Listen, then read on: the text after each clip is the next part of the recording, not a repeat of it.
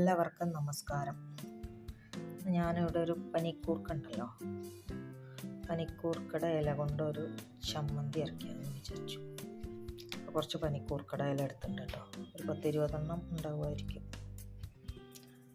അപ്പോൾ അതെങ്ങനെ ഉണ്ടാക്കണമെന്ന് നോക്കാം. അപ്പോൾ ഞാനിവിടെ ഒരു ചീൻചട്ടി അടുപ്പിൽ വെച്ചിട്ടുണ്ട് കേട്ടോ. അതിലേക്ക്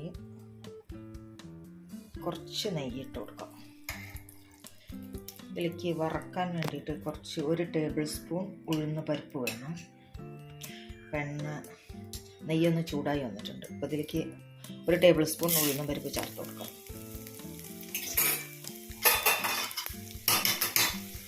ഇതൊന്ന് ഗോൾഡൻ ബ്രൗൺ ആവുന്നവരൊന്ന് വറുത്തെടുക്കണം ലൈറ്റായിട്ട്.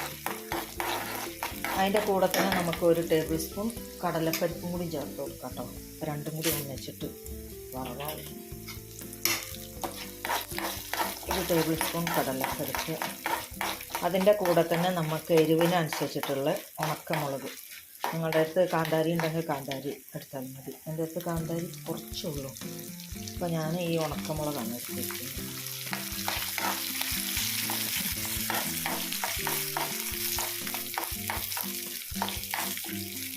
ഒന്ന് ഗോൾഡൻ ബ്രൗൺ ആവുന്നവരൊന്ന് വറുത്തെടുക്കാം. ഇതിലേക്ക് 2 തണ്ട് കറിവേപ്പിലയും കൂടി ചേർത്ത് കൊടുക്കാം. ഇതിലേക്ക് ഞാനൊരു 2 തണ്ട് കറിവേപ്പിലയും കൂടി ചേർത്ത് കൊടുക്കാം.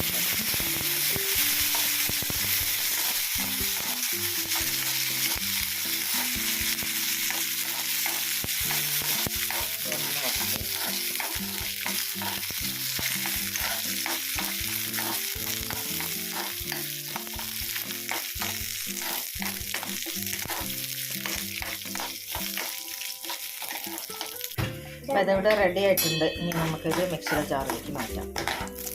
അതൊക്കെ ഞാൻ എടുത്ത് മാറ്റിയിട്ടുണ്ട്. ഇനി ഇതിലേക്ക് പനിക്കൂർക്ക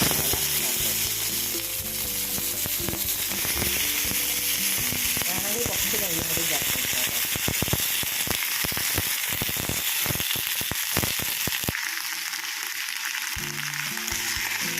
അതൊന്ന് നന്നായിട്ട് വഴറ്റിയെടുക്കണം.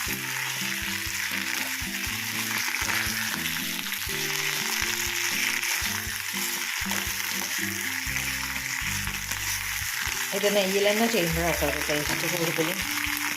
എണ്ണയിൽ ചെയ്യുമ്പോൾ അത്ര ടേസ്റ്റ് ഇല്ല. കുറച്ചുകൂടി നെയ്യ് വെച്ചെടുത്തതാട്ടോ.